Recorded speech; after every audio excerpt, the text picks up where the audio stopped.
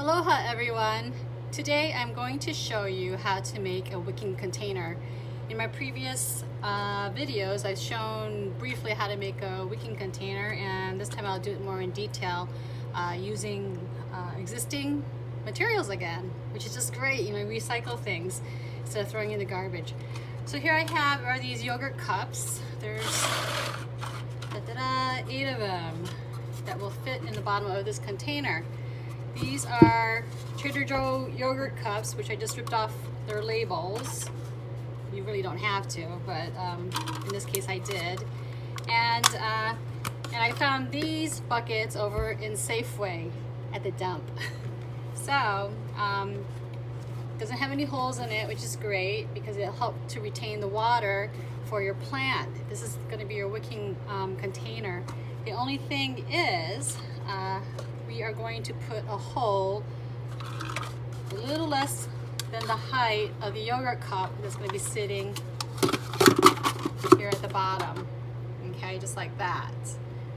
Alright, so we'll drill in a hole a little less than the height, so right about there on both sides. So the water, this will be the water reservoir from the bottom to that point, in which the soil will, by capillary action, the water by capillary action will go into the soil, okay, and feed your plants, so your plants will not get too dry or die from you forgetting to water it. Okay, so why don't we do that? I'm going to drill a hole first. Again, the cup's about that high, so I'm going to go about 2 inches from the bottom. Drill that in. And the hole you want to be is about a pencil size hole, okay? There we go, that's one. And then, see the hole right there? And then the opposite side, I'm going to do exactly the same thing. Again, about 2 inches from the bottom. There we go. There. There we go. So we got another hole right there. Okay, so I'm gonna take my Trader Joe cups, and I have this little tool here. I call it my thingamajig, my giant toothpick. I know there's a technical term for this, but I don't know it. I just think it's very useful. So I'll use that to puncture holes at the top, just a very small hole at the top, and at the bottom if you need to. I know it's not going to be totally waterproof, so it may not make a difference as the water fills up the cup. It'll still get in there some way or another, even if you don't put a hole in the bottom of the yogurt cup. But here at the top it would be good, because then air can filtrate out the cup as the water levels go up. Okay, so I already put holes in the majority of this. So for this one, let's see.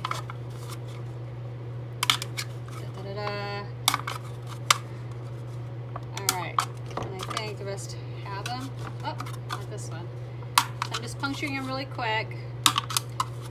The yogurt cups are sort of flimsy and thin, and it's worse. I left some of these out in the sun, and I think they became a little more fragile because of that. But I put them in the bottom, all 8 of them. If you have a bigger container, then put more yogurt cups or some existing material that could serve the same purpose. And all right, so I put 8 of them in there. Okay, actually I'm gonna pull one out, and I'm gonna put a hole in this one on the top.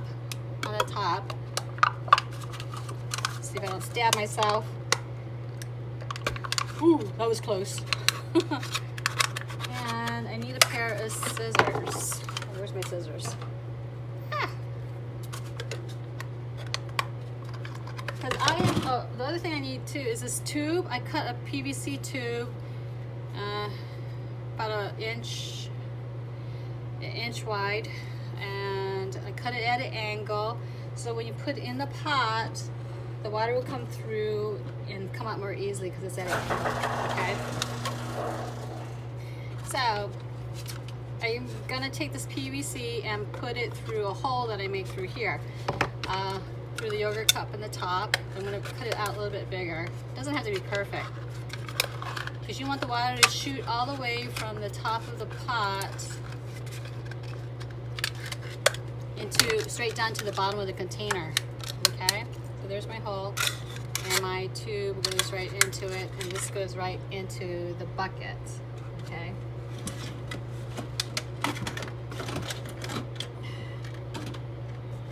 So it looks like this. All right.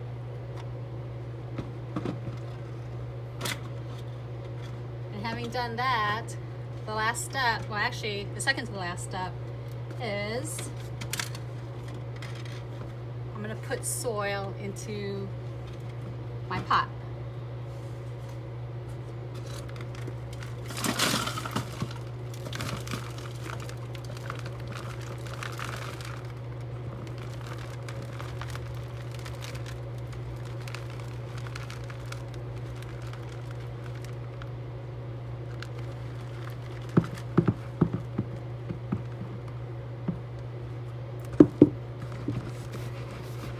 Shake it around a little bit to get the soil to settle, especially over the cups.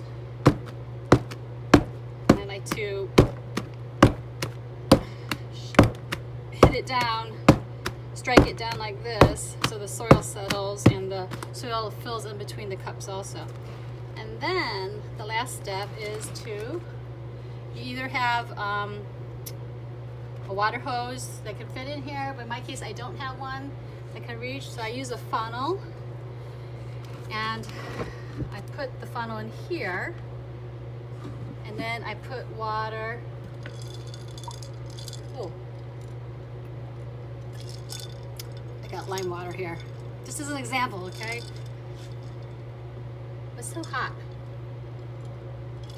It's so hot outside. I have to drink this. Okay, so you take this and pour it in. Just like that, okay? And the water goes down, down, down, down, down, way to the bottom of the reservoir, directly in there. And if you fill it enough, which in this case I do have to fill it more, and if I overfill it, water will shoot out the bottom. So you're never gonna overwater your plants, okay? And your plant will not get what they call root rot, because it's been sitting in this in water too long, in a container especially that has no holes in it. But this one does have one, and the water escapes here, okay? So the water's like 2 inches of water in here, and the soil will take the water, soak up the water by capillary action. Okay, and then you'll have a thriving plant. Okay, however, when you plant your plants, you still have to give it water right away. Try and get all the soil wet on top and throughout, okay, because the plant is going to go through some sort of plant shock with this transplantation. All right, and there you go. You got yourself a wicking container. All right, thumbs up. Thanks, guys.